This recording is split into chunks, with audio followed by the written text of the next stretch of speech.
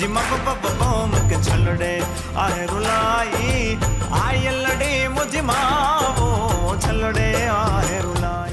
બાળપણમાં જ એ ગાવાના બીજ રોપાઈ ગયા હતા? 5-6 વર્ષ હું સમજણો થયો હતો ત્યારથી મને એવા ગીતો પપ્પા સંભળાવતા, ભજનો સંભળાવતા, અને પછી ત્યારે સાંભળતા સાંભળતા એ રસ મને લાગ્યો. એ શીખ મને પપ્પાએ આપી કે આપણા જીવનના મૂલ્યો એ આપણને આપણા ભજનો અને લોકગીતો શીખવે છે.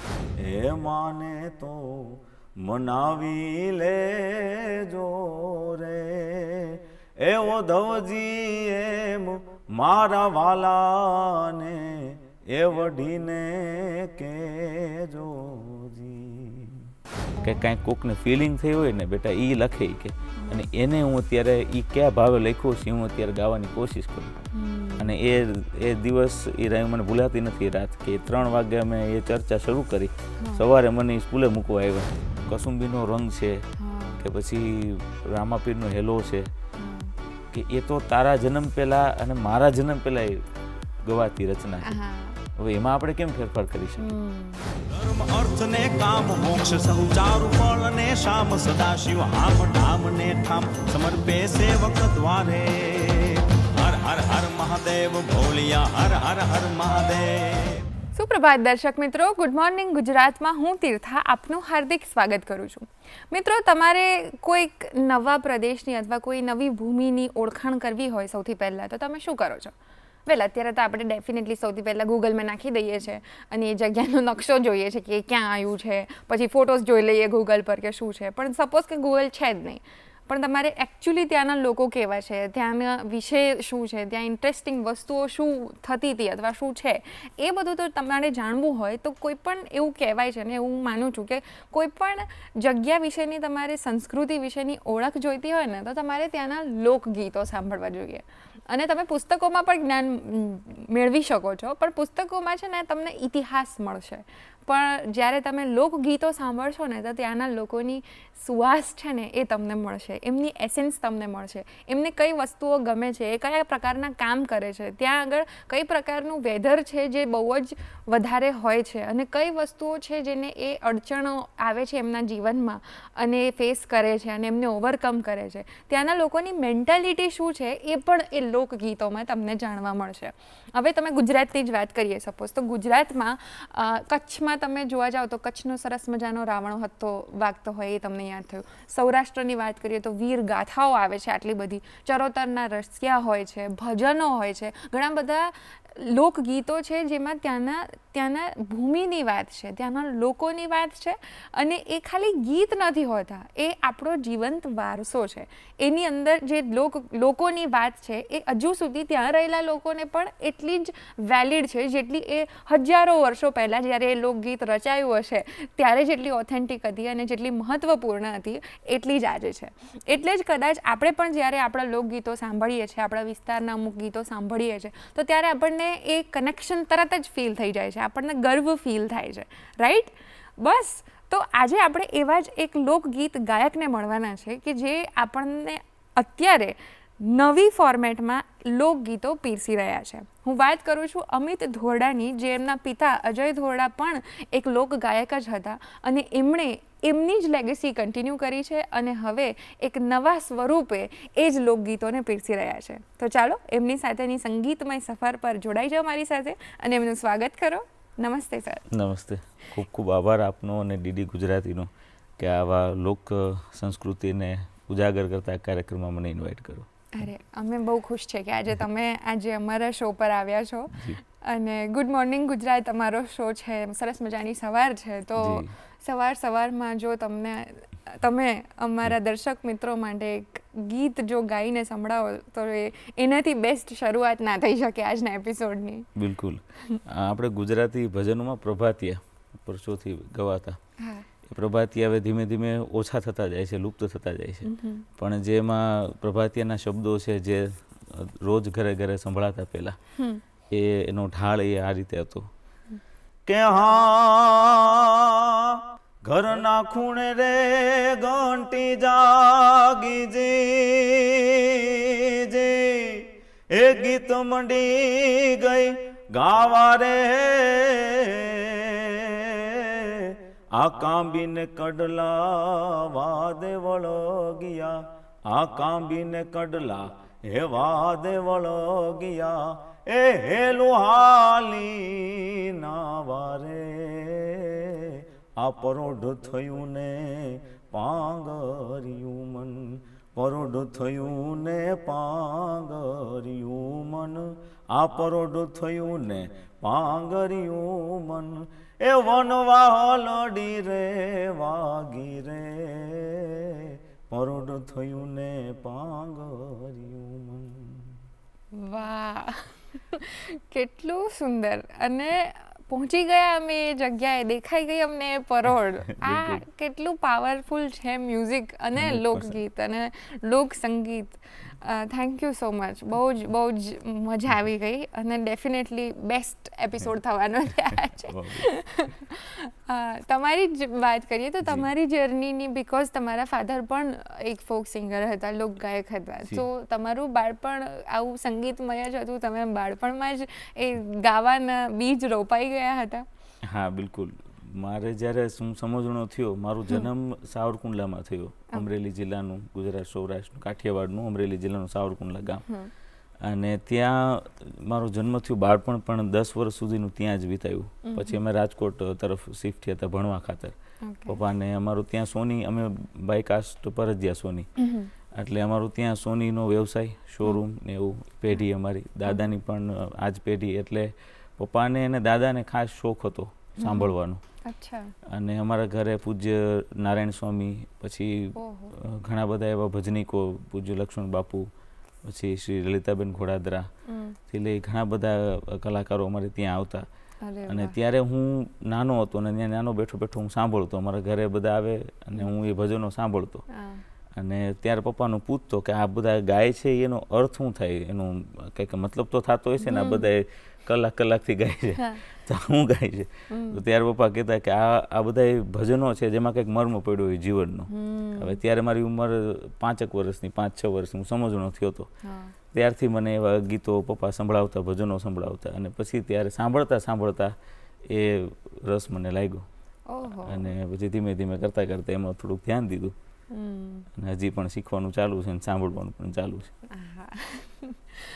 પણ એટલે તમારા ફાધરનો ખાસો હાથ રહ્યો હતો કે તમને સમજાવ્યું અને શીખવ્યું પણ અપ ટુ સમ એક્સટેન્ટ. તો કોઈ એવી ખાસ એમણે આપેલી શીખ યાદ છે? કે પહેલાં એ કે મારા પપ્પાનું એવું હતું કે મારા દાદા એ ભજન સાંભળવામાં બહુ આમ મશગુલ રહેતા. પછી મારા પપ્પાને જ્યારે વાત થતી હોય દાદાને, ત્યારે કે ભાઈ આ બધા આટલા બધા ભજનો ગાય છે, તમને કાંઈ સમજાય છે? તમે મારા દાદા જુનાગઢના શિવરાત્રિના મેળામાં બહુ જતા. એટલે કે તમે આટલા બધા કલાકારોને સાંભળો છો, તમે એને તમારી સાથે પરિચય પણ સારો છે, તો તમે કંઈ એમાં જોજો કે તમે સાધુ ન થઈ જતા એમ, કારણ કે આવા બધા ભજન. તો પપ્પાએ કીધું કે દાદાએ કીધું નહીં, કે આ સમજાય, જીવનમાં ઉતારવા જેવા છે, કે એ શીખ છે એ સમજવા જેવી છે. એટલે એ શીખ મને પપ્પાએ આપી કે આપણા જીવનના મૂલ્યો એ આપણને આપણા ભજનો અને લોકગીતો શીખવે છે, કે જીવન કઈ રીતના જીવવું એ એક દિશા આપે છે સાચી. એ દિશા આપણે એમાંથી મર્મ પકડીને આપણે આપણી રીતના જીવીએ તો આ તને સંગીત ક્યારે બોજ નહીં લાગે, મજા જ આવ્યા રાખશે. એટલે શીખવા રોજ નવું નવું મળે. લિરિક્સ આપણે કહેતા હોય કે તો એ સારા લિરિક્સ આપણને કંઈક જીવનમાં વેલ્યુ એડ કરે. તો એવા ભજનો, એવા ગીતો, એવા લોકગીતો એને આપણે સતત શોધમાં રહીએ. અને એવું મને પપ્પાએ કીધું કે સતત શીખતું રહેવું, રોજ નવી સવાર છે. અને આ એક એવી દુનિયા છે કે જેમાં ભરમાવું નહીં, અને જે છે એ સાચું આપણે પકડી રાખવું. અરે વાહ, એકદમ સાત્વિક મેસેજ આપ્યો છે. અને શરૂઆતમાં જ આટલી સાત્વિકતા હોય અને કન્ટેન્ટ જે તમે કરી રહ્યા છો, શીખી રહ્યા છો, જ એ એક પાવન વસ્તુ છે ભજન. અને આવી રીતના કોઈ જે તમે શરૂઆત કરો કે જેમાં શ્રદ્ધા હોય અને કોઈ મેસેજ હોય અને વાત પણ એવી જ હોય કે જે માર્મિક હોય, તો જર્ની ડેફિનેટલી આગળ સરસ જ થવાની છે. બિલકુલ. તો બાળપણમાં એમને તમને કોઈ શીખવ્યું હોય એવું કોઈ લોકગીત અથવા ભજન જે તમને તમારા પપ્પા અને દાદા સાથે કનેક્ટ કરતું હોય, એવું જો યાદ આવે તો? મારા ફાધર છે ને ફર્સ્ટ ટાઈમ હાર્મોનિયમ ઉપર એક ભજન ગાઈ રહ્યા હતા, ત્યારે મને શીખવાની તાલાવેલી થઈ અને એ મને બરાબર એ દિવસ યાદ છે કે મારી ઉંમર 6-7 વર્ષની હશે અને પપ્પા હાર્મોનિયમ લઈને ઓધાજી મારા વાલાને વઢીને કહેજો એ એકલા ગાતા હતા રૂમમાં રાતના 3 વાગ્યા હતા અને હું મારી સવારે સ્કૂલ હતી એટલે મેં પપ્પાને 3 વાગે પૂછ્યું તમે પપ્પા એ આ શું ગાવ છો તો કે કોઈને પણ કાંઈ અનુભૂતિ થઈ હોય ને એ લોકો ભજનમાં લખે કે એવું મને ત્યારે 7 વર્ષની ઉંમરે સમજાવ્યું પપ્પાએ કે કાંઈક કોકને ફિલિંગ થઈ હોય ને બેટા એ લખે કે અને એને હું અત્યારે એ કયા ભાવે લખ્યો છે હું અત્યારે ગાવાની કોશિશ કરું અને એ દિવસ એ રાય મને ભૂલાતી નથી રાત કે 3 વાગે અમે એ ચર્ચા શરૂ કરી સવારે મને સ્કૂલે મૂકવા આવ્યા એ ચર્ચા કરી પછી કે હાલ હવે મેં મને જ કીધું કે આજે તો એ કે મને તારી યાર વાત કરવા મજા આવી અને ત્યારથી મારો પહેલો દિવસ સંગીત સ્ટાર્ટ કરવાનો. અરે વાહ કે ભાઈ આ મેં કીધું મને એક હવે અમારે ભજન શીખવું છે કીધું તમે આ ગાવ છો તો હવે મારે શીખવું છે અને ત્યારે મને પેલું ભજન ઓધાજી મારા વાલાને વઢીને કહેજો પપ્પાએ શીખવાડ્યું. વાહ વાહ વાહ અમને પણ જો એ તમે ગાઈને સંભળાવશો અત્યારે ભજન તો બહુ જ સુંદર ભજન છે. મથુરાના રાજા થયા છો અન ગોવાળો ને ભૂલી ગયા છો જી અને માને તીન મેલે રહ્યા છો રે હે ઓધાજી રે મારા વાલાને એ વઢીને કેજો જી એ માને તો મનાવી લેજો રે એ ઓધવજી એમ મારા વાલાને એ વઢીને કેજો જી. વાહ ખૂબ ખૂબ સુંદર થેન્ક યુ ફરી બહુ જ કનેક્શન અને એ આઈ થિંક તમને જે વાત કરી હતી કેટલી સાચી વાત છે કે એ શું અનુભવતા હશે ત્યારે એવું કહે છે કે કહેજો અને વઢીને કહેજો ભલે એ ભગવાન છે પણ એમને એ કહેજો કે ભાઈ કેમ તમે છોડીને જતા રહ્યા. એને એમ કીધું કે પ્રેમ હોય ત્યાં સમર્પિતતા પહેલા આવે એટલે કે ભાઈ એમાં ઘણા લિરિક્સમાં લખ્યું છે કે ભાઈ વાલાની મરજીમાં રહેશું જે કહેશે એ લાવી દેશું પછી કુબજાને પણ પટરાની કહેશું રે એ ઓધવજી તમે ત્યાં જાઓ છો તમે અહીંયા આવ્યા છે ઘટના તો એવી છે કે ઓધવજી જ્યારે પાછળ રિટર્ન આવે છે તો કે ભાઈ ત્યારે ગોકુળમાં પાછા ગોપીઓને સંદેશ આપે છે કે એ તો હવે મથુરાના રાજા થઈ ગયા છે તો એનું સંદેશ આપવા માટે આવ્યો છું અને ત્યારે ગોપીઓનું જે રુદન છે એ ઓધાજી એમ કહે છે કે ભાઈ એને તમે અમારો સંદેશો આપજો કે હવે મથુરાના રાજા થયા છો અહીંયા અમને ગોવાળોને ભૂલી ગયા છો માને તેને મોલે ગયા છો રે ઉદ્ધવજી મારા વાલાને વઢીને કહેજો એટલે એ ઠપકો છે ને પ્રેમી છે બિલકુલ. થેન્ક યુ સો મચ ફરી એક વખત તમે એમને અત્યારે આ ગીત સંભળાવ્યા બદલ અને બહુ જ સુંદર ગાયું આ ગાયન. વાત આપણે ભજનની કરી અને બાળપણથી તમારી શરૂઆત થઈ હતી અને જેમ તમે કહ્યું કે એમ વારસાગત જ હતું કે ગમતા હતા સાંભળવા ગમતા હતા પછી ગાવા ગમતા હતા અને હવે પાસ ઓન થઈ રહ્યા છે. તો તમે જ્યારે પછી થોડાક અડલ્ટ થયા થોડા ઓર મોટા થયા ત્યારે બાળપણમાં તો પપ્પા મમ્મી આપણને જે આપતા હોય સંસ્કારો એ રહે પણ પછી જ્યારે તમને એક સમજ ડેવલપ થઈ જાય એ પછી કદાચ એવો ટર્ન આવી શકે કે હું આ જ વસ્તુને કંઈક બીજી રીતના કરું કે હવે જો હું ગાઈ શકું છું તો ગમે તે તમે પછી તો ગાઈ શકતા હતા કે તમારો અવાજ સરસ હતો તો એવા સમયે ઓપ્શન્સ જ્યારે લાગતા હતા ત્યારે પણ તમારું ખેંચાણ હજી ફોક સિંગિંગ અને ભજનો પ્રત્યે જ રહ્યું એનું શું કારણ છે? હું રાજકોટ મેં કીધું એમ કે મેં 10 વર્ષની ઉંમર થઈ ને તે રાજકોટ ભણવા માટે આવેલો ત્યારે મારું ભણતર ઇંગ્લિશ મીડિયમ સ્કૂલથી હું ભણવાનું સ્ટાર્ટ કર્યું ત્યારથી જ ઇંગ્લિશ મીડિયમ સ્કૂલમાં હું ભણતો હતો. ત્યાં સાવરકુંડલા પણ એમએલ સ્ટેટ ઇંગ્લિશ મીડિયમ સ્કૂલમાં હતો અને પછી SNK રાજકોટમાં SN કંસાગરા સ્કૂલ TGS ત્યાં ભણતર થયું તો એ બધું ત્યાં ઇંગ્લિશ મીડિયમમાં જ આખું હતું અને ત્યારે મને જે આમ ખોટ લાગતી હતી જીવનમાં કે ભાઈ હું શીખું મારું વાતાવરણ ઘરે આખું અલગ અને સ્કૂલે જાઉં ત્યારે અલગ એટલે એ બેની વચ્ચે મને ત્યાં સવારે અમારે પ્રભાતિયા ગવાય મારા ગુરુ નીતિનભાઈ દેવકા જે અત્યારે આજે પણ અમારા સ્કૂલમાં એઝ એ મ્યુઝિક ટીચર તરીકે છે અને એ ત્યાં પ્રભાતિયા ગાતા હું બેઠો બેઠો સાંભળતો અને મને એ કનેક્ટ થતું કે ને ઘરે જે આપણે વાતાવરણ છે એ મને સ્કૂલે પૂરું પડે છે એટલે સ્કૂલના ટીચરો એમ કહેતા પપ્પાને પણ કહેતા પેરેન્ટ્સ મિટિંગ થાય ત્યારે કે આને થોડોક મ્યુઝિકમાં રાખવો એ કે અહીંયા ભણે તો છે કે પણ હવે એનો જીવ મ્યુઝિકનો છે. એટલે પછી ત્યાં સંગીત નાટ્ય એકેડેમીમાં એડમિશન મારું કરાવ્યું ક્લાસિકલ મ્યુઝિક શીખવા માટે કે ભાઈ આને પદ્ધતિસર આમને મ્યુઝિક શીખવાડીએ. ત્યારે મારા ગુરુ હતા મોહમ્મદ ખાન સાહેબ, એમણે મને પહેલી જ સંગીતનું એક સાચું સત્ય કીધું જે આજે મને બહુ કામ લાગે છે કે ભાઈ તારો અવાજ છે એ લોક સંગીત માટે બનેલો છે અને મ્યુઝિક ને કોઈ બાઉન્ડ્રી નથી. એ તો તમે કોઈ પણ ભાષા, કોઈ પણ રાગ કે કોઈ પણ વ્યંગમાં એને ગાઈ શકો એમ, પણ તારો અવાજ આની માટે બનેલો છે. તારું ઘડતર પાછળથી આ છે કે જે બધાને કનેક્ટ કરશે અને તને મજા કેમ આવે છે આ બધામાંથી ગાઈને. એટલે મને બધું ગવડાવતી. તો મારા ફેસ ઉપર સ્ટ્રેસ બહુ જાજો આવે ને તો કે આથું ગાતો નહીં, તને મજા આવી ગા. એટલે ત્યાર પછી મને મજા આવતી લોકસંગીતમાં. એટલે પછી અમારા ગુરુજી નું દેહાંત થયું અને ત્યારે મારું 5મું વર્ષ ચાલુ હતું ક્લાસિકલ શાસ્ત્રીય સંગીતમાં. પછી 6ઠા વર્ષે વિશારદ કરવાનું હોય અને પછી મેં ત્યારે 5મા વર્ષે મૂકી દીધું. ત્યારે એમનું દેહાંત થયું એમના 10 દિવસ પહેલાં જ મને કીધેલું કે ભાઈ જેટલી આમાં સૂઝ મેળવી છે એટલી સૂઝ જો લોકસંગીતમાં તું એને ઇમ્પ્લિમેન્ટ કરીશ તો તારું કરિયર બની જશે. એટલે એવું ત્યારે ગુરુજીએ કીધેલું. પછી 10 દિવસ પછી એમનું દેહાંત થયેલું.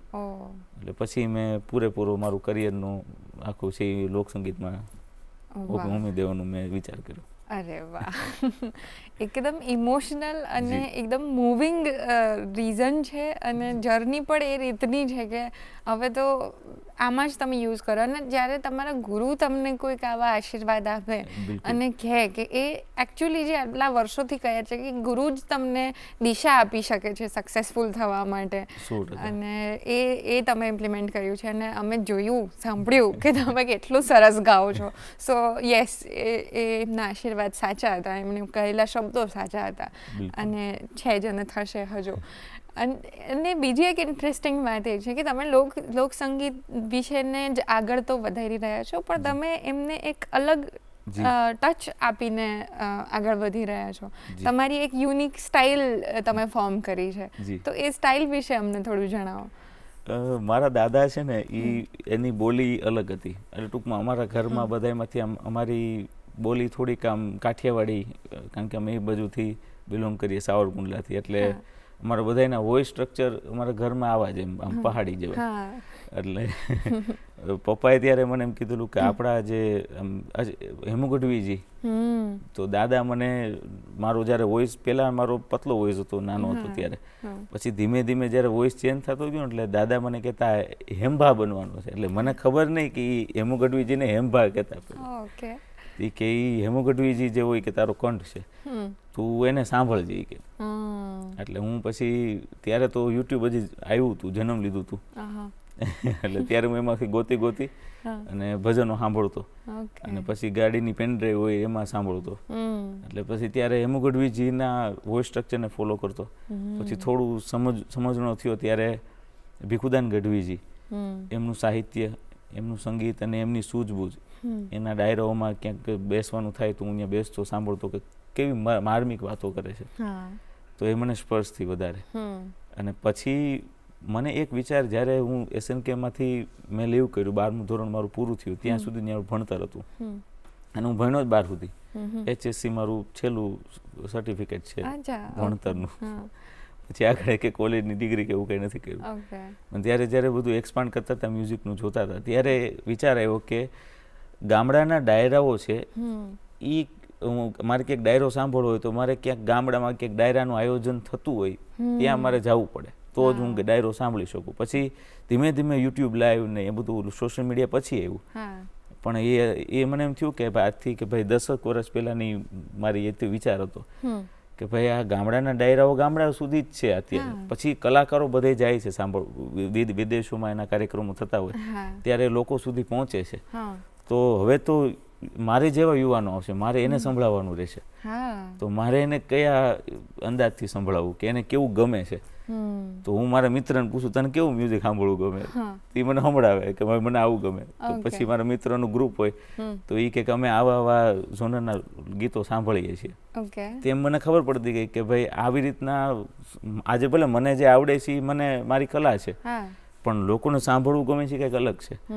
તે ત્યારે મારા મિત્રો પાસેથી મને સાંભળવા મળતું એ વસ્તુ, અને પછી હું ધીમે ધીમે એની પર ઇમ્પ્લિમેન્ટ કરતો ગયો અને મ્યુઝિક પ્રોડક્શન તરફ મેં એમાં વિચાર્યું કે થોડુંક અલગ આગવી શૈલીથી બધા જે આજે જે બધા કલાકારો ગુજરાતી મ્યુઝિક ફિલ્ડ હોય કે આપણું ઇન્ડિયન મ્યુઝિક ઇન્ડસ્ટ્રી હોય, બોલિવૂડ હોય, તો એક આગવી શૈલી ધરાવે છે. એની એક અવાજની કોકની ઓળખ હોય, તો એની પાસે જે કુદરતે ખજાનો આપી દીધો છે એ ખજાનાનો ઉપયોગ કઈ રીતના કરે છે. એક સાધનને આપણે આપણી આગવી શૈલીથી કરીએ તો આપણે કુદરતને કંઈક આપણે ભેટ આપીએ એનું આપણું વળતર આપણે આપી શકીએ, અમે એનો ઉપયોગ એટલો કર્યો. એટલે એ મારો વિચાર એ હતો કે અલગ શૈલીથી રજૂઆત કરવી. ઓકે. અને હજી તમારી શૈલી વિશે અને તમારા સિંગિંગ જર્ની વિશે અને જે તમે કીધું કે મ્યુઝિક પ્રોડક્શન સ્ટાર્ટ કર્યું છે એ વિશે અમારે જાણવું છે, પણ અત્યારે એક વિરામનો સમય થઈ ગયો છે. તો દર્શક મિત્રો, મળીએ ગુડ મોર્નિંગ ગુજરાતમાં એક નાનકડા વિરામ બાદ. વિરામ બાદ આપ સૌનું ફરીથી સ્વાગત છે ગુડ મોર્નિંગ ગુજરાતમાં. આજે આપણી સાથે છે અમિત ધોરડા, જેઓ લોક ગાયક છે અને એમની આગવી શૈલી એની વાત કરતા હતા કે એમને શોધી હતી અને એ પછીથી એ કરી રહ્યા છે કન્ટિન્યુ હવે એ પ્રોસેસમાં. તો ચાલો એમની સાથેની બાકીની વાતચીત અને એમની શૈલી વિશે જાણીએ. તો તમે જેમ કહ્યું કે એક આગવી ઓળખ અથવા શૈલી તમે ફોર્મ કરી તમારા ટાઈપના મ્યુઝિકની, તો એવું કોઈ ગીત જે તમે પહેલું બનાવ્યું હોય એ જો અમને ગાઈ સંભળાવો અથવા એના વિશે કહો તો પણ ગમશે. જી, મારા ફાધરે પહેલી વખત મને ગાતા વિડીયોમાં જોયો. અચ્છા. હા, હું જ્યારે સ્કૂલમાં હતો ને ત્યારે અમારી એસેમ્બલીમાં પરફોર્મન્સ બધા કરતા હોય, તો અમારે બધાના ટર્ન હોય કે ભાઈ કોઈ પોયમ રેસિટેશન કરવાનું અને કોઈ કંઈક જે કાંઈ પણ એને આવડતું હોય. એટલે મેં પછી એવું મને સ્કૂલમાંથી કીધું કે તમે આવો અને તમે કંઈક કરો, એમ આજે તમારો ટર્ન છે, તમારે કંઈક એસેમ્બલીમાં ગાવું પડશે કે કાંઈ પણ કરવું પડશે. એટલે મેં કીધું હું ગાવાનું પસંદ કરીશ. એટલે ત્યાં મારા જે શિક્ષકો હતા એમની પાસે બેઠો અને મેં કીધું મારે એક ગીત ગાવું છે. તો કવિ કાગ બાપુની રચના હતી, જે મને કે તારે કયું ગીત ગાવું છે. એટલે મેં ત્યારે કવિ કાગ બાપુની રચના હતી એ કર્યું. અને મારા મિત્રને મેં કીધું તું એક કેમેરો લેતો આવજે. મારે કીધું ઘરે મારા ફાધરને ને ઘરે અમે જમવા જાય 2 વાગે મારી સ્કૂલ છૂટી જાય, કીધું જમવા ઘરે જઈશું ને ત્યારે મારા ફાધરને દેખાડવું છે મારે કે હું આવી રીતના ગાતો હતો. મેં બધાની સ્ટુડન્ટ્સની વચ્ચે ગાયું. અને ત્યારે મારા પપ્પાએ મને કીધું કે વાહ ખૂબ સરસ, તને આવું આવડે છે તો તું આને આ રીતના એનું કેળવજી કરજે. અને એ હતું હે જાડવા પોતે રે એ પોતાના ફળ નથી ખાતા રે, ઉપકારી એનો હે આત્મો રે ઓજી. ગાવડી પોતે રે પોતાના દૂધ એ નથી પીતી રે, ઉપકારી એનો હે આત્મો રે ઓજી. આવી એક આ કવિ કાગ બાપુની રચના હતી.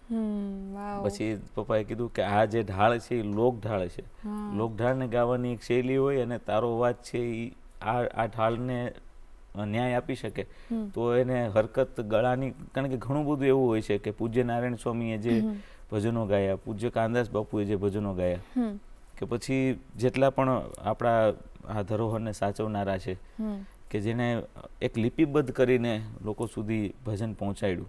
જે પેલા ગામડાના ચોરે ભજનો થતા, દોકડ વાગતું હોય, ઝાંઝ વાગતા હોય અને એ ટોડલે બેઠા બેઠા એ ભજનો લીમડાના છાંયે બેઠા બેઠા બધા ગાતા હોય, તો એ ભજનોને લિપિબદ્ધ કરી એને રેકોર્ડ કરી બરાબર એને લોકો સુધી પહોંચાડવાનું કાર્ય કર્યું તો પૂજ્ય નારાયણ સ્વામી, પૂજ્ય કાનદાસ બાપુ, કે જેણે આ ભજનોને એક ન્યાય આપ્યો કે ચોખ્ખા શબ્દો સંભળાય, કે પછી ચોકસાઈ હોય એમાં બધી, એમાં ભાવપૂર્ણ હોય, એમાં કારીગરી કલાકારી એટલી બધી નથી હોતી કે ઓહો મને એટલું જ્ઞાન છે સંગીતનું કે હું એટલું એને પીરસી દઉં, પણ આ કૃતિનું ન્યાય કઈ રીતના આપીશું.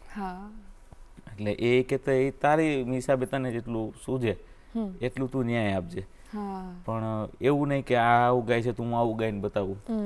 કે એ તો કલાની વાત છે. કુદરતે બધાને અલગ અલગ પાંખું દીધી છે ઉડવા માટે, હા પણ એ આપણી ક્ષમતા કેટલી છે અને આપણા પાસે કેટલું છે એ મુજબ ઉડવું.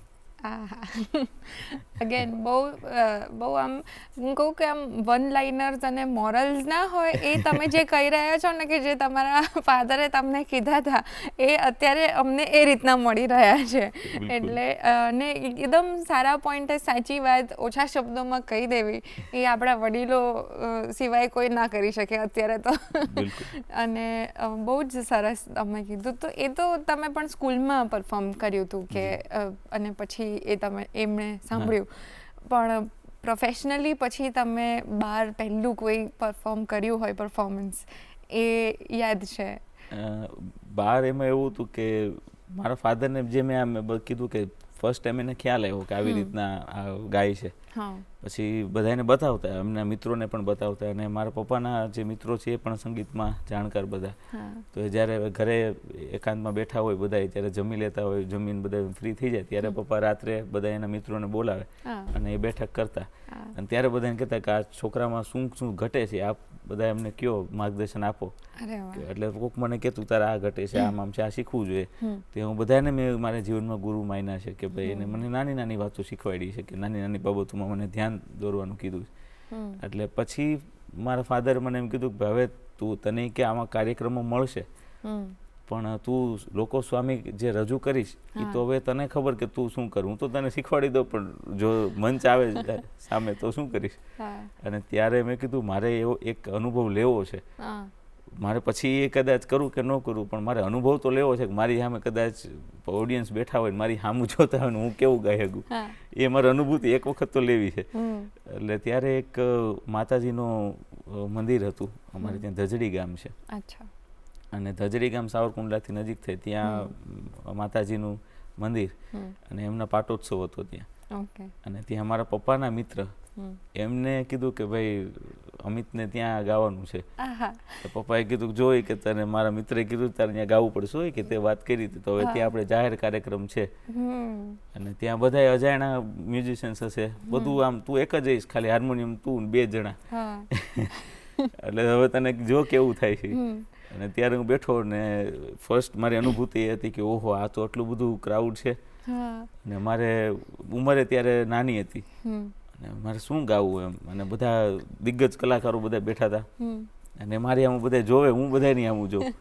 અને ત્યારે એક કહેવાય ને કે જીવનની યાદગાર પળમાંથી એક પહેલો કાર્યક્રમ જાહેરમાં ધજડીનો કાર્યક્રમ હતો. અચ્છા, એટલે નર્વસનેસ તો હતી ભયંકર.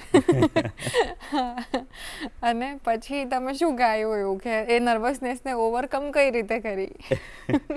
માતાજીનું એક મેં ત્યારે કિસ્સો કીધો તો મેં વધારે પછી હું બી ગયો હતો, એટલે હું બોલવાનું મેં વધારે કરી નાખ્યું. અચ્છા. મેં કીધું અમારે ગાવું મને ખબર નથી પડતી, એટલે પછી હું બોલવા માંડ્યું. પણ ત્યારે માતાજીની એક કૃતિ મેં ગાઈ હતી, એ છે ભેળિયો, એ મેં ત્યારે ગાયો હતો.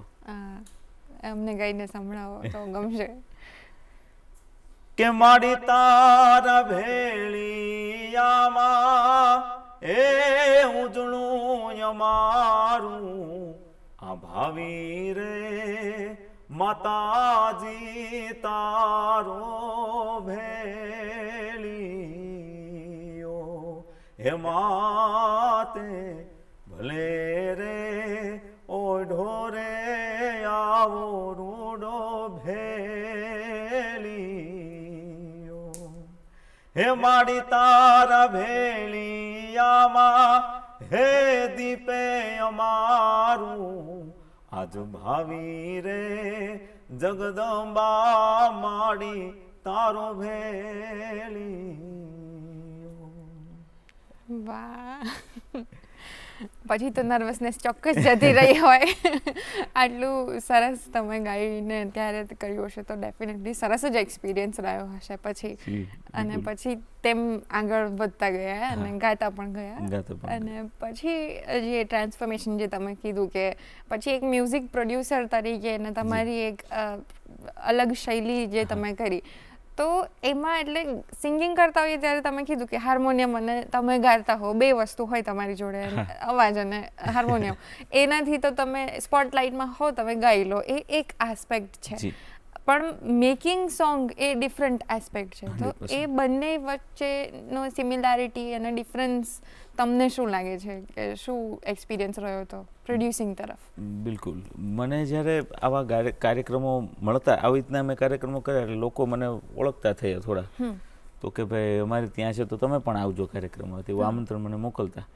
તો મારા પપ્પા મને કહેતા કે ભાઈ જો તને હવે આવવા માંડ્યું છે આવી રીતના આમંત્રણ, તો તારા ઉપર છે, હવે તારે શું કરવું હોય. એટલે ત્યારે મેં મારા ફાધરને પૂછ્યું, મેં કીધું હું માનું છું ત્યાં સુધી સંગીત એક યાત્રા છે. જો હું હજી પરફોર્મ કરવાનું ચાલુ કરી દઈશ તો હજી તો મને એટલું નોલેજ નથી, હજી તો મને એટલું જ્ઞાન નથી આનું, અને હું એને કેમ રજૂ કરું કીધું લોકો સામે. કદાચ મને કાર્યક્રમો આવે છે એની સામે ધનરાશિ પણ જે કાંઈ પણ લોકો મને એને તરફથી આપતા હોય એ મારી પાસે એ છે એ વસ્તુ, પણ હવે મારે હજી એને પ્રોફેશનલિઝમમાં હજી કન્વર્ટ નથી કરવું, એમ હજી થોડુંક મારે શીખવું છે. તો એ ક્યાં શીખાય એ મને નથી ખબર કીધું. મને ત્યારે ક્યાંય નહોતો ખ્યાલ આવતો કે ક્યાં શીખાય, કોલેજ શું હોય, મ્યુઝિકલમાં કંઈ આગળ ભણતર હોય, કેવું હોય, એ કોઈ મારે આજુબાજુ કંઈ એવું હતું નહીં. એટલે પછી મારા પપ્પાએ ઘણા બધા એમના મિત્રો છે એમને કીધું કે આને શું કરવું જોઈએ. તો પછી કે અમને મુંબઈ મોકલવો જોઈએ, કે મુંબઈ એક ઇન્ડસ્ટ્રી છે કે જ્યાં બોલિવૂડના આવી રીતના કામ થતું હોય. એટલે પછી હું ત્યાં ગયો, ત્યાં મારા મિત્રો સાથે રહેવાનું થયું.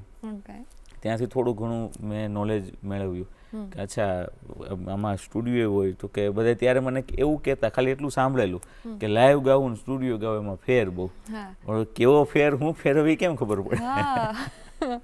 એટલે પછી ત્યાં ગયો એટલે ત્યારે ખબર પડી કે હું બધા કલાકારોને જોતો, સ્ટુડિયોમાં બેસતો કે ભાઈ આવી રીતના ગવાય, આવી રીતના રેકોર્ડિંગ થાય. અને પછી મારી જે સ્કૂલ છે SNK, ત્યાં પણ અમારે સ્ટુડિયો હતો. તો ત્યાં પણ બેસતો હું અને મિત્રો સાથે સ્ટુડિયોમાં જ વાતચીત થતી. અને ત્યારે જાણ્યું કે આ તો આખું મ્યુઝિક પ્રોગ્રામિંગ અને એરેન્જમેન્ટ ઉપર છે. તો એ વિચાર, મેં કીધું આ મ્યુઝિક બનતું કેમ હશે એમ. તો કે એ વિચારથી બને.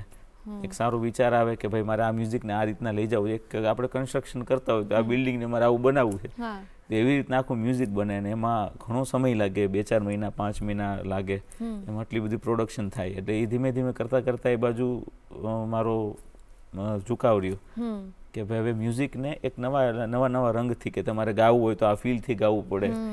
તો એવા રેકોર્ડિંગ સેશન્સમાં મારો ભાગ બનવા પછી હું કોરસ કરવા જતો. તો કોરસમાં પણ મને એમ થતા, મને કહેતા મ્યુઝિક ડાયરેક્ટર કે આમાં આ ભાવથી ગાવાનું છે. તો અલગ અલગ ભાવમાં ગાવા મળતું, કે કોઈ શૌર્ય ગીત હોય તો શૌર્ય ભાવથી ગાવાનું, તો કોઈ સવારનું પ્રભાતી હોય તો મન પ્રફુલ્લિત કરીને ગાવાનું, અને કોઈ કરુણ ગીત હોય તો એ કરુણતા તમારે જીવવી પડે, ત્યારે કરુણતા આવે છે. એટલે એ અલગ અલગ એક્સપેક્ટ્સમાં જીવવાનું મળ્યું, ગાવાનું મળ્યું. અને પછી ધીમે ધીમે કરતાં કરતાં મેં કીધું મ્યુઝિક જેમ છે, મારા ફાધરનો એક જ મને હતો, એક સલાહ હતી કે જેમ છે ને એમ જ કોઈ પણ વસ્તુને રજૂ કરવી એમ. અને લોકસંગીત છે ખાસ કરીને, એ લોકસંગીતને લોકોમાંથી આવેલું સંગીત છે, તો લોકો સુધી એ જ વેમાં પહોંચાડવું, એમાં કોઈ છેડછાડ ન કરવી. પછી તારું કમ્પોઝિશન હોય એને તું 10 રંગ લગાડતો એ અલગ વાત છે, પણ લોક કમ્પોઝિશન જે લોક ઢાળ છે, જે પ્રાચીન વર્ષોથી ગવાય છે, એને મને મારા પપ્પાએ કીધું ત્યારે મારા રૂવાડા ઊભા થઈ ગયા હતા કે ભાઈ કસુંબીનો રંગ છે, કે પછી રામાપીરનો હેલો છે, કે એ તો તારા જન્મ પહેલા અને મારા જન્મ પહેલા ગવાતી રચના છે. હવે એમાં આપણે કેમ ફેરફાર કરી શકીએ? એટલે એ ન કરવું જોઈએ, કે એ જે આવ્યું છે એ કરવું જોઈએ અને એ જ પહોંચાડવું જોઈએ. તને તારી 2 રચના અલગ બનાવી હોય તો એ તું બનાવ, પણ લોકસંગીત સાથે છેડછાડ નહીં કરતો. એટલે જેમ છે એમ રજૂ કરજે. કોઈ પણ વાત છે, ઇતિહાસ છે, એમાં આપણે એક શબ્દોનો પણ આપણે કંઈ ફેરફાર ન કરી શકીએ. કામને નામ થયું તું તો આપણે ગીતમાં કેમ ફેરફાર કરી શકીએ, અને કમ્પોઝિશનમાં કેમ ફેરફાર કરી શકીએ. એટલે એ એમને રાખવાની કોશિશ કરી દીધી. અને એ મ્યુઝિક પ્રોડક્શનમાં અત્યારે એ જ મારો ભાવ છે કે આપણા લોકસંગીતો જે રીતના છે એ રીતના જ રજૂ કરીએ. અચ્છા, ઇન્ટરેસ્ટિંગ. અને અગેન મેં કહ્યું ને કે ફરી એક વન લાઇનર મળી તો કે બહુ જ સરસ મોરલ, કે એ ઓથેન્ટિસિટી ત્યાં એ જીવંત ઇતિહાસ છે, હજુ જીવી રહ્યો છે, તો આપણે કેમ એને છેડછાડ કરીએ. રાઈટ. પણ બિંગ અ મ્યુઝિક પ્રોડ્યુસર જેમ તમે કીધું કે એમાં અને સિંગિંગ બંનેમાં એક વખત તો તમે સિંગિંગ કરી જ રહ્યા છો અને એ તો થઈ જ રહ્યું છે સરસ, પણ પ્રોડ્યુસરવાળા આસ્પેક્ટમાં કોઈ ચેલેન્જીસ આવ્યા હોય, એવું થયું છે કે કોઈ અડચણ આવી હોય કે જે તમે પછી ઇવેન્ચ્યુઅલી ફેસ કરીને આગળ વધ્યા હોવ, એવો કોઈ કિસ્સો યાદ આવે? હા, બહુ મોટી તો ચેલેન્જ આવી હતી. અચ્છા. એક વખત મને જ્યારે હું આ શીખતો હતો, હજી શીખું જ છું, પણ જ્યારે આ મને ખબર નહોતી પડતી કે મ્યુઝિક પ્રોડક્શન શું કહેવાય, હા, ત્યારે હું સારા મ્યુઝિક પ્રોડ્યુસર્સ પાસે જતો અને હું કહેતો ભાઈ મને તમે ગીત બનાવી આપો. હા, તો એ મને કહેતા કે આ કોસ્ટ થાય, આવી રીતના સોંગ બને. હા, પછી એક વખત મને ત્યાં હું એક મ્યુઝિક પ્રોડ્યુસર પાસે ગયો અને મને કીધું કે ભાઈ આવી રીતના આખી પ્રોસેસ હોય. તો મેં કીધું આપણે આ પ્રોસેસ અલગ અલગ સ્ટુડિયોમાં થતી હતી કે ભાઈ કોઈ વોકલ હોય તો અલગ સ્ટુડિયોમાં થાય, કોઈ રિધમ ડબિંગ હોય તો અલગ સ્ટુડિયોમાં થાય, આજે પણ એવી રીતના જ થાય છે. અને એ સ્વાભાવિક છે કે બધી અલગ અલગ જગ્યાએ આર્ટિસ્ટની અવેલેબિલિટી ટાઈમ પ્રમાણે થતું હોય. તો મેં કીધું મારે એને સેમ એક જ જગ્યાએ જો કરવું હોય તો મેં કીધું મારે એક સ્ટુડિયો ડેવલપ કરવો પડે કે જેમાં બધી વસ્તુ એકોસ્ટિક ડબિંગ, જેમાં મારે ડ્રમ વગાડવું છે તો ડ્રમ કે અહીંયા આ સ્ટુડિયોમાં ડ્રમ છે ત્યાં જ જવું પડે, એનો સેટઅપ એવો છે. ખાસ કરીને ગુજરાતની વાત કરું કારણ કે મારું રહેવાનું ગુજરાતમાં, મુંબઈ બધું અવેલેબલ છે. અને ત્યારે મેં એવી રીતના વિચાર કર્યો કે સ્ટુડિયોમાં બધું ઇન હાઉસ પ્રોડક્શન કરું અને સિંગરમાંથી એક મ્યુઝિક પ્રોડક્શન તરફ વળવા માટે બધા ઇક્વિપમેન્ટ્સ મને શોખ થતો ગયો ધીમે ધીમે વસાવવાનો કે અચ્છા આમાં આ ફેર પડે, આમાં આટલો સોર્સિંગનો ફેર પડે, પછી અહીંયા આપણે આમ કરી શકીએ. એટલે સારું મ્યુઝિક પ્રોડક્શન તરફ મારો વિચાર વળતો ગયો અને એ કઠિનાઈઓમાંથી મને રસ્તો મળતો ગયો. પહેલાં હું મૂંઝાઈ જતો કે હવે શું કરવું, આર્ટિસ્ટ આજે આવે છે, આપણે પ્રોડ્યુસ કરવા એને શું સમજાવશું, મને તો ખબર જ નથી, હું એને કઈ રીતના ગાઈડ કરીશ. પછી એ આર્ટિસ્ટ પાસેથી હું કહું છું મારું આ છે તો હવે આમાં કેમ કરવું જોઈએ, અને એ એક્સપેરિમેન્ટ કરતા જે મ્યુઝિક બની ગયું હોય એ એક ઘણામાંથી એમ, કારણ કે અમે જ્યારે તો એમ થાય કે હવે આને મૂકી દઈએ, હવે આ ટ્રેક જ નથી બનાવો, આને છોડી દઈએ અને 2-5 વર્ષ પછી કરશું આ કામ આના ઉપર, એવા વિચારો થકી પછી ધીમે ધીમે એને એક સારું મળી ગયું કે રૂપ મળી ગયું, સ્વરૂપ મળી ગયું અને લોકો સુધી ધીમે ધીમે પહોંચતું થયું. અને એવું કોઈ ગીત, આટલા બધા ગીતો છે તમે તો બનાવ્યા હવે, તો એમાં એવું કોઈ ગીત હતું કે જેમાં તમને એવું લાગ્યું હોય કે આનાથી બહુ ચેન્જ આવ્યો છે કરિયરમાં, એવો કોઈ ટર્નિંગ પોઈન્ટ આવ્યો હોય, તો એ તમારું બનાવેલું ગીત કયું હતું, એના વિશે થોડું જણાવો. આપણે વાત ખૂબ સરસ કરી કે એ ટર્નિંગ પોઈન્ટ અત્યારના સમયમાં એ હતો કે જ્યારે મારે આવી રીતના મને મેં કીધું મ્યુઝિક પ્રોડક્શન થકી અત્યારના યુથને ગમે છે, યંગસ્ટર્સને, એવું મારે મ્યુઝિક બનાવવું છે. તો મેં 20 જેટલા સોંગ્સ બનાવ્યા હતા કે ભાઈ 20 જેવા હું સોંગ બનાવું, એમાંથી મને જે ગમે એ જ હું મૂકીશ. મને એવું થયું, મેં અલગ અલગ મ્યુઝિક સેન્સ પાસે બનાવડાવ્યા એ સોંગ્સ. અને પછી મને એમ થયું કે ભાઈ સોમનાથ મહાદેવની એક આરતી છે કે જે વર્ષોથી ગવાતી આવે છે, દાન અલગારીની રચના છે, તખતદાન અલગારીજીની, અને એને શબ્દો તો એના જ છે, કમ્પોઝિશન પણ એ છે, પણ એને મેં કીધું એક અલગ મ્યુઝિક આપીએ તો એ કેવું રહે. અને એ જ્યારે હું ડબ કરતો હતો ત્યારે મને એ ફીલ આવતી હતી, મેં કોઈને કીધી નહોતી પણ મને ફીલ એ આવતી હતી કે ભાઈ અંદરથી એમ કે ને જવાબ આવે કે ભાઈ આ રચના લોકોને ગમશે. અને એ રચના હતી સોમનાથ મહાદેવ ભોળિયા. એ અમને જો તમે ગાઈ સંભળાવશો તો ખૂબ ગમશે. હે શિવ સમાન કોઈ દાતા નહીં, વિપદ વિદારણ હાર, અબલ જા મોરી રાખ્યો, ભોળાનંદી કે અસવાર, ભોળાનંદી કે અસવાર, સોમનાથ મહાદેવ ભોળિયા, સોમનાથ મહાદેવ ભોળિયા કરો તમારી સેવ, જટામાં વહે માત ગંગેવ પતિતને પાવન કરતી, પાર્વતી ના પતિ ખોડલે રમે ગુણનો પતિ જાપ નિજ જપે જતીને સતી આરતી રોજ ઉતરતી હર હર હર મહાદેવ ભોલિયા હર હર હર મહાદેવ હર હર હર મહાદેવ ભોલિયા હર હર હર મહાદેવ નિર્મલ જલની ધાર ધરે કોઈ બિલી પથ ઉપહાર શિવાય ઓમ નમઃ કરે ઉચ્ચાર ધ્યાન શંકરનું ધરે ધર્મ અર્થ ને કામ મોક્ષ સહુ ચારું ફળ ને શામ સદા શિવ હામ ડામ ને ઠામ સમર્પે સેવક દ્વારે હર હર હર મહાદેવ ભોલિયા હર હર હર મહાદેવ હર હર હર મહાદેવ ભોલિયા હર હર હર મહાદેવ હર હર હર મહાદેવ ભોલિયા હર હર હર મહાદેવ. વાહ, ગૂઝ બમ્સ આવી ગયા મને લિટરલી.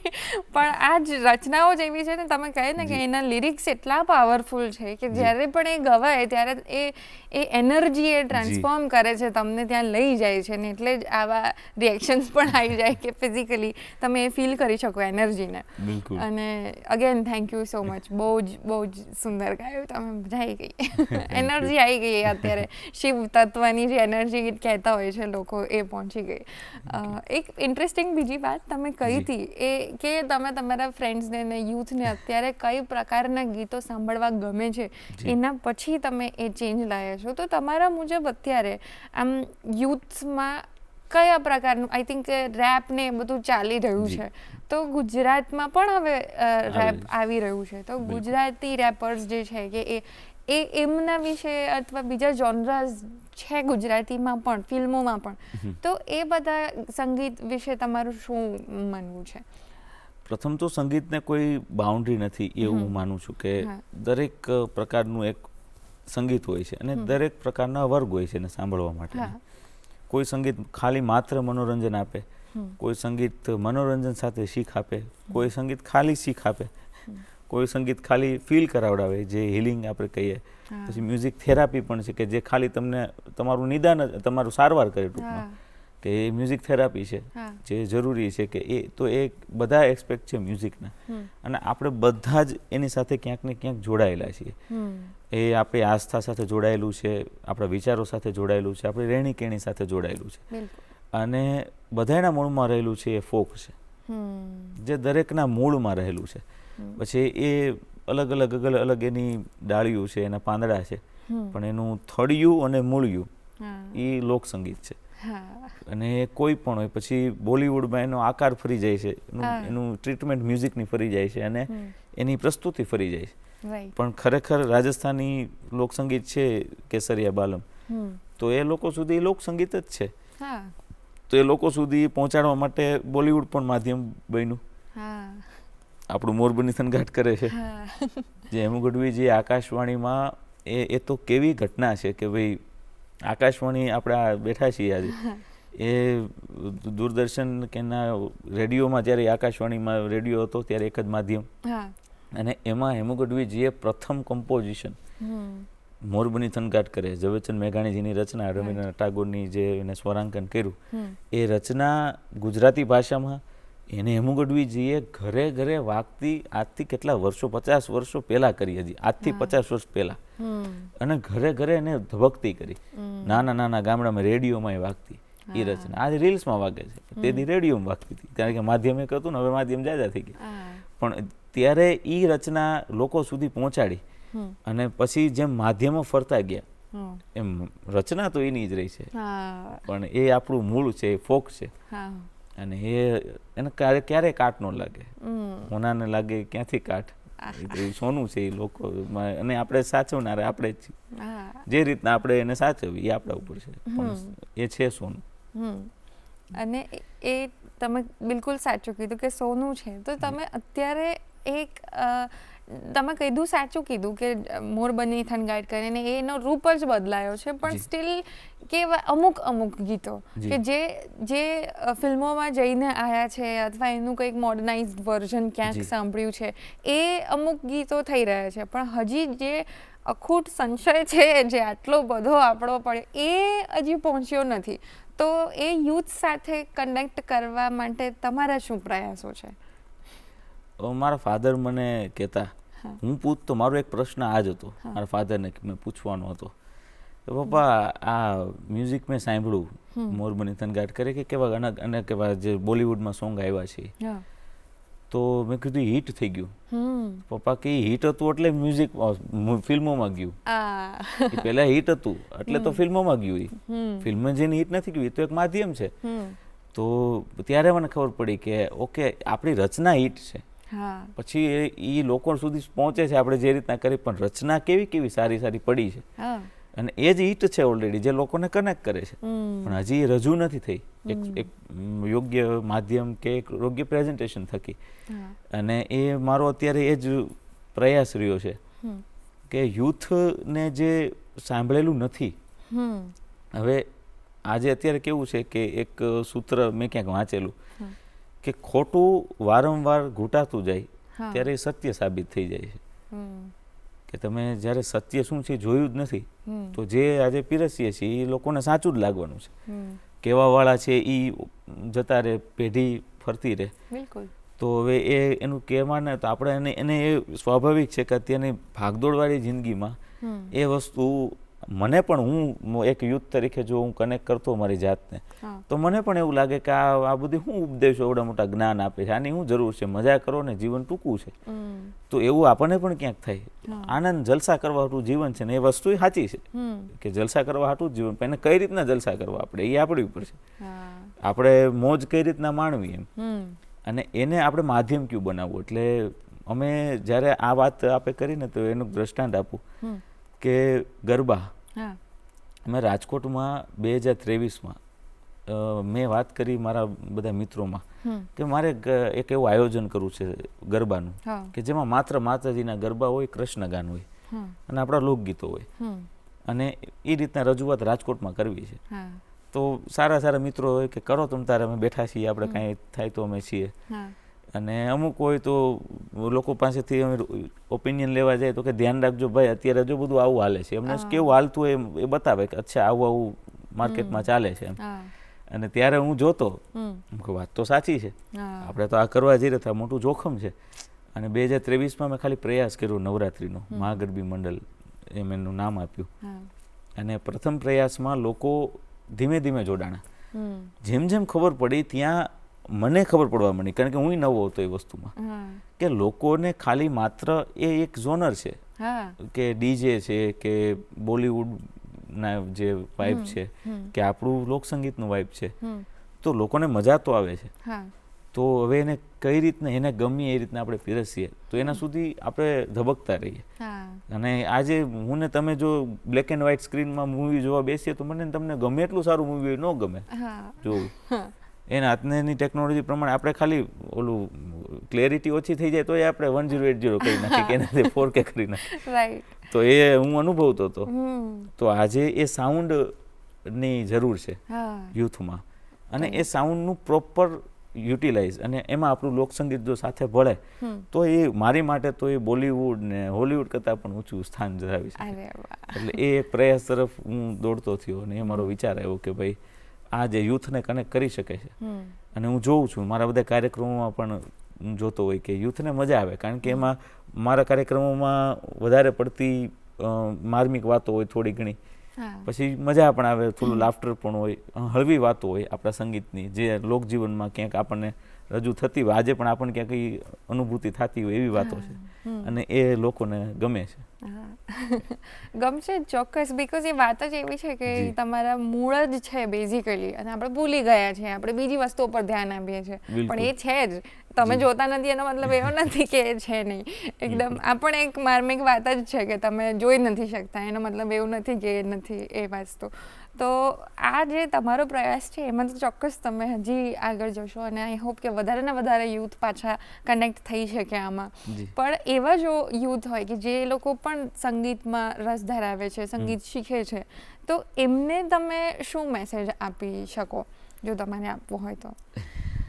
જે જૂનું છે ને આપણો વારસો, એને આપણે વારસો જ રહેવા દઈએ એમ.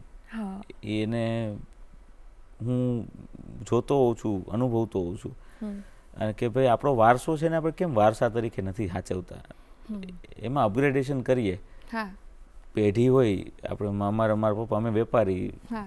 મારું બિઝનેસ ફિલ્ડમાંથી અમે આવી મારા ફાધરને બધે અમે બિઝનેસ કરતા જ્વેલરીનો તો અમારી એક દુકાન હતી જ્વેલરીની તો એને આપણે ફર્નિચર કરીને સારી કરી પણ એમાં નીતિ નિયમમાં થોડા ફેરફાર કરી નાખીએ હા કારણ કે તો મારા દાદાએ ને એના પપ્પાએ જે નીતિ નિયમો સ્થાપ્યા હોય પરિવારમાં એના થકી અમારો પરિવારનું જે કંઈ મૂળ છે એ સચવાઈ રહ્યું છે હા. સંસ્કાર સચવાઈ રહ્યા છે રાઈટ રાઈટ તો એમાં ફેરફારો નથી કરવા એમ પછી શોરૂમ ભલે મોટા કરી નાખીએ એ સમય પ્રમાણે ફરતા જાય હા તો પ્રેઝન્ટેશન ભલે ફરે હમ પણ એનું કમ્પોઝિશન એના લિરિક્સ એમાં શું કામ છેડછાડી કરવી જોઈએ રાઈટ પછી જેવું ગમે તો પહેલેથી જ નવેસરથી પણ એને આપણે લોકસંગીતનું ટેગ જ ના આપીએ એને ગમે એમ આપણું સંગીત ગમે પોતાનું જે સંગીત કરે એનું ટેગ આપી દે તો ચાલે હા પણ આપણું લોકસંગીત છે એ દરેક યુવાન જે શીખે છે હા એ ખાસ જે એને સાચવનારા આપણે કલાકારો મિત્રો છે જે બહુ વર્ષોથી આ ફિલ્ડમાં છે એની પાસે જઈને ખાલી બેસે જોવે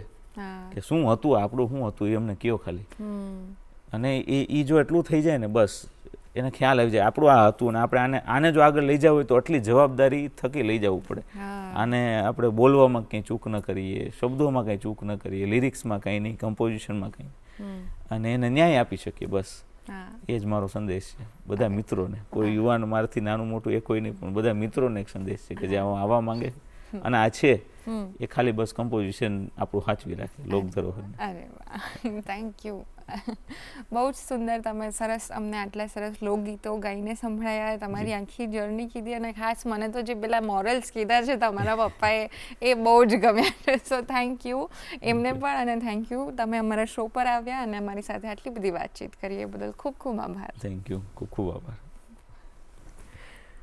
તો દર્શક મિત્રો તમને આજનો એપિસોડ કેવો લાગ્યો એમની વાતચીતમાં તમને પણ પેલા વન લાઇનર્સ જે હતા મોરલ્સ હતા એ ગમ્યા એ તમે સાંભળશો કેવા લાગ્યા એ બધું તમે અમને હવે જણાવી દો અમારા ઈમેલ આઈડી પર goodmorninggujratshow@gmail.com અમારું ઈમેલ આઈડી છે એમાં તમે રિવ્યૂઝ કોઈ સજેશન્સ અથવા કોઈ ગેસ્ટની રિક્વેસ્ટ હોય તો એ પણ મોકલી શકો છો અમે એને ચોક્કસથી આવકારીશું.